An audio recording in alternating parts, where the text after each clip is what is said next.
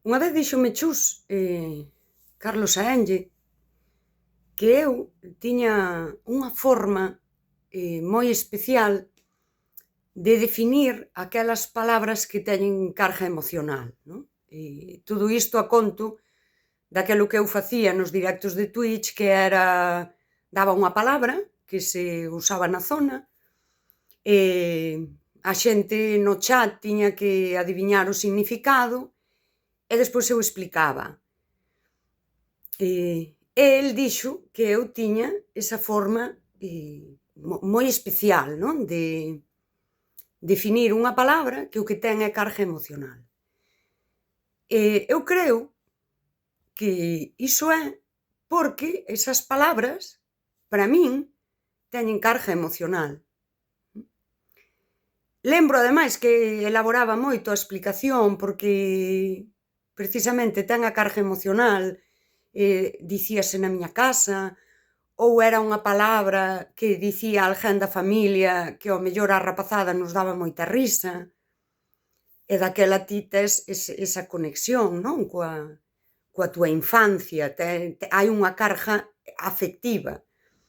Ou mesmo se a dicía unha alumna, cando lle preguntabas ela tamén che contaba, isto dicíao a miña avoa porque a miña avoa era así. A min paréceme, con todo isto que veño falando, isto é unha reflexión que quero deixar aquí para min e para quen lle sirva. Que hai unha desconexión desa emoción, non? Desa parte onde a cultura e a lingua en ti, hoxe, teñen un fío, non? Que te ata á tradición, máis aló da música, do baile, non? Máis alá desa parte folclórica, senón como a vida. A vida túa e a vida da túa xente.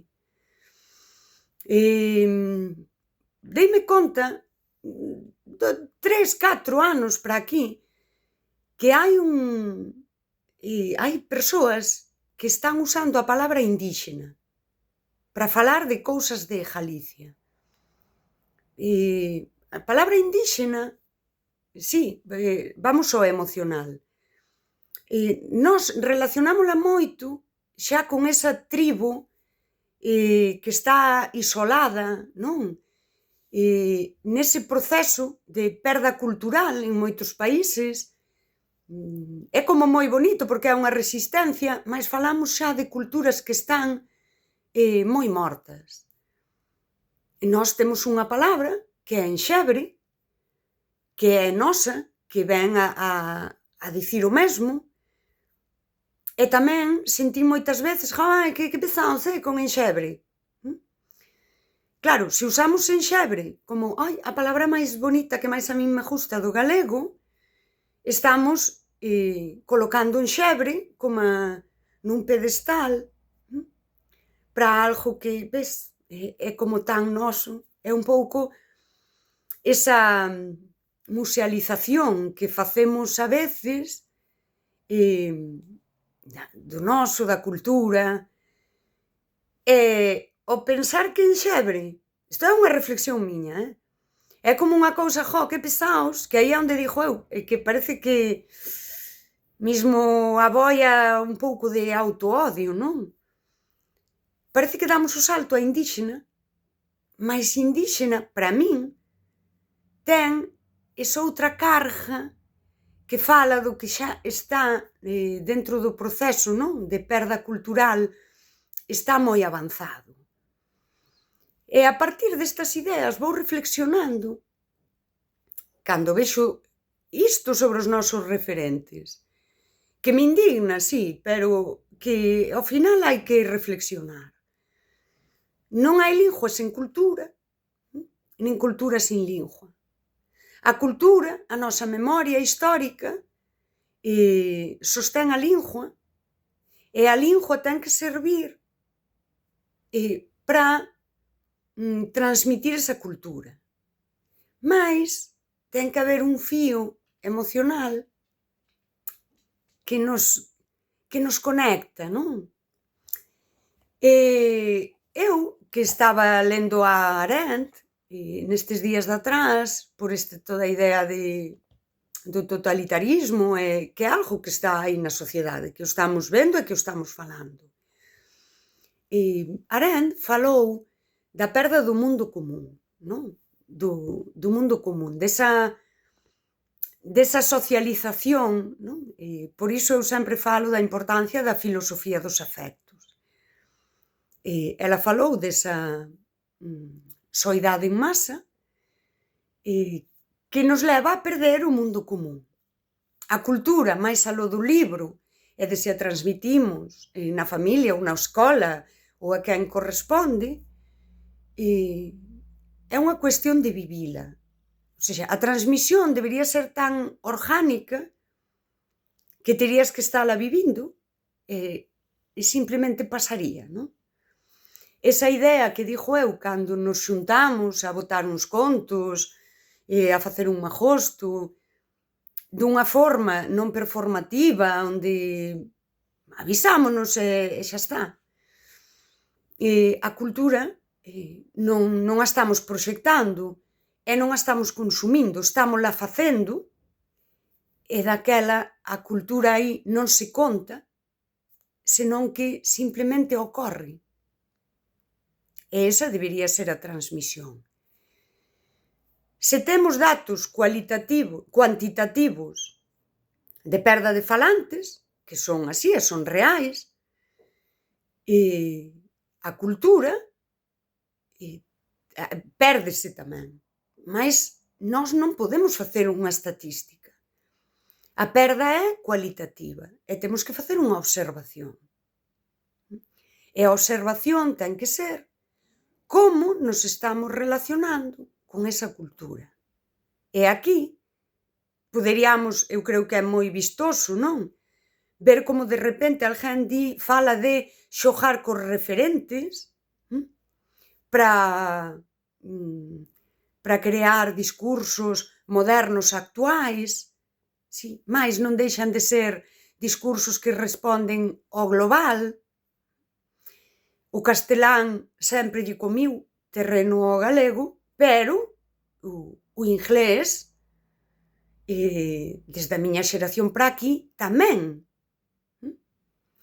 Cando, por exemplo, agora a universidade saca unha aplicación para aprender a pronunciar ben o inglés, isto é moi importante nun mundo global, e a min persoalmente, unha persoa recoñecida en Galicia, premiada, que fai traballos para a Deputación en temas de normalización lingüística, me di que eu exaxero os meus trazos dialectais un pouco desde o desprezo, como é que xa ninguén fala así. Aquí temos que ver esa cousa que hai debaixo de é moi importante, a universidade tamén lle parece moi importante, non? Que aprendas a pronunciar ben o inglés. Pero esa pronunciación de señoras como a min, isto xa nadie fala así. E isto pasa desde un punto onde esta persoa defende a lingua e ademais é recoñecida por facelo. Bueno, pois aquí hai que pararse a reflexionar nestas pequenas cousas. Walter Benjamin deixa unha advertencia sobre unha sociedade que faga espectáculo da súa memoria. Esa musealización, esa proxección, é o que digo eu, que xa non é que nos xuntamos e a cultura ocorre, senón que aquí hai unha instrumentalización. Eu, desde o meu activismo galeguista, preciso que se vexa que son moi activista, e daquela agora fago cousas, e anuncioas, e suboas en escenarios, e sí que é como esta cousa moi indíxena, xa non é enxebre, desprecio o enxebre, porque o enxebre son estas señoras random que se xuntan a contar uns contos, ao mellor uns contos tontos de que non se ca roupa, pero sí que nun contexto onde a cultura simplemente acontece, pero eu que necesito proxectar o meu activismo e daquela fago espectáculo, que diría Walter Benjamin, non? Proxecto aí. E ten que haber un equilibrio, porque sí que hai que poñer en valor a cultura, a lingua e todo, pero poñela en valor desde un punto de vista onde está acontecendo. Non onde eu a saco e a poño e agora no actual, claro que hai unha transformación, precisamente se está viva, hai unha transformación. E énchese das cousas novas. Mais hai que ter coidado que non sexa transformala en espectáculo, musealizala, sí, e comezar a chamarlle indíxena a aquelo donde acontece, porque en Xebre parécenos unha cousa así dantes. Eu creo que se entende por onde vou. E sí que levo todos estes días pensando nesa morte da cultura, na necesidade de observar como nos relacionamos con ela e como nas nosas vidas facemos que viva. Esta idea que eu digo de a cultura é miña, mais eu son da cultura. A min a cultura non me debe nada. E eu sí que lle debo conservala, mantela e vivila. Esa idea que eu digo sempre de o país faise facendo, quere dicir que acontece na miña vida sen eu buscalo, sen eu instrumentalizala, sen eu crear un espectáculo dela, senón que acontece. Eu estou facendo o país todo o tempo porque eu vivo así. E despois, se ademais o visibilizo, non hai fenda entre que aconteza e o visibilice. Vese máis ou menos, non? Filosofía dos afectos, por que?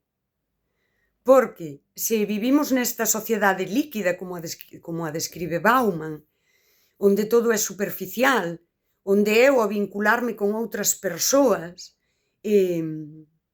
falaría Bauman, non? Consumo as persoas e consumo os vínculos, desgasto o vínculo e cando está desgastado fago next.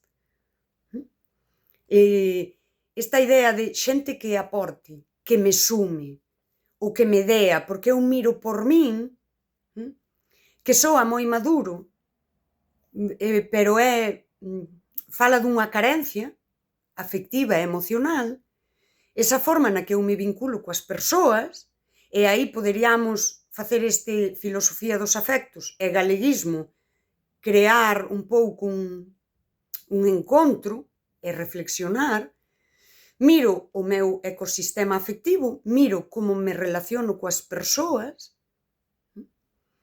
e se estou vivindo a base de desgaste e consumo, as persoas para que me aporten, de par de min para proxectarme só,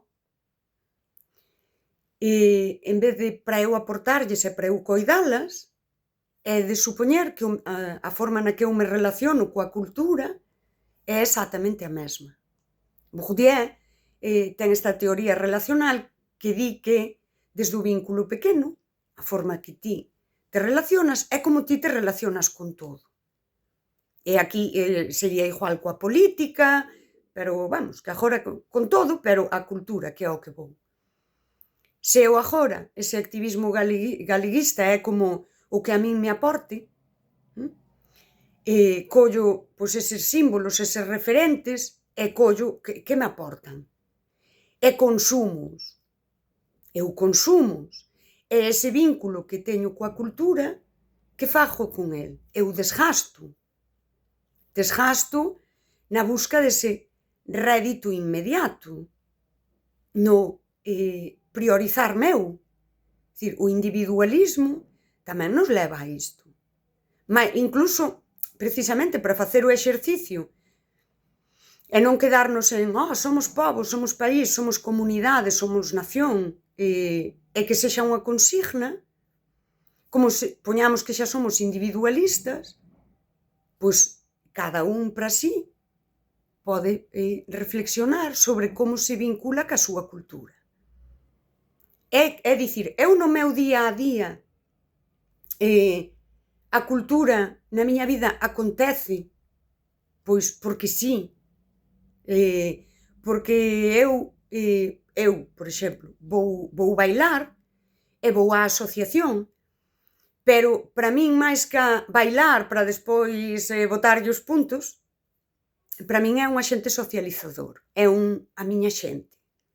A miña xente, a miña cousa da parroquia, xusto botámoslle un conto, e despois facemos unha pequena ruada, non hai escenario, non hai nada, porque é algo onde facemos veciñanza. Por exemplo, esta relación que eu teño coa cultura e creo que así eu fago unha aportación tamén a esa cultura. Póñome á disposición dela a cambio de nada. Non preciso un prestixio, non preciso un pin, non preciso esa validación inmediata que nos leva a unha relación mala coa cultura. E cando falamos, para poñernos así, non? Pon castiñeiros e carballos, abeleiras, por exemplo. Pero os carballos, unha persoa como a min que vou para os 50, eu agora podería poñer carballos, mas eu non os vou ver grandes. E que a cultura é un pouco o mesmo. Non teño que buscar o rédito inmediato e o recoñecemento. E aquí podería ir ata Aristóteles, non? O momento actual, o agora, diría Aristóteles, que non é parte do tempo no sentido literal, pero é o que conecta o pasado e o futuro. E aquí sí que hai que facer case un exercicio de desapego coa cultura, pero de desapego san, onde eu vívoa porque me ven do pasado, e ao vivila pasa ao futuro sen rédito inmediato para min. Sería moi aristotélico isto, si? E aquí, seguimos a Aristóteles, co acto é que eu creo ese sentido cultural. Non sei. Vou pensar máis sobre isto, mas sí que me gustaría que pensemos, cada persoa para sí, non? Que é o que digo eu, cando temos un problema ético, só nos queda reflexionar. Que pensemos, cada persoa para sí, como nos relacionamos coa cultura, e que igual cada ano falamos de estatísticas en canto a número de falantes, fagamos tamén unha observación da saúde da cultura. En canto a ese estado, en canto ao uso que facemos dela. E se nese uso hai puro utilitarismo que me aporte, ou se hai esa cousa máis afectiva e emocional, con toda esa liña histórica, onde a cultura acontece porque está viva. E hai unha cousa que é segura. Se houbo perda de falantes, e falamos da mala saúde da lingua, logo tamén houbo unha perda de cultura. Isto é real. E en algún sitio iso estáse vendo. E se imos tentar que a xente fale galego, temos que mirar aquelas fendas que están abertas xa coa cultura e ver de poñer ali tamén o foco e tentar ilas pechando, ou polo menos que non siga abrindo a fenda.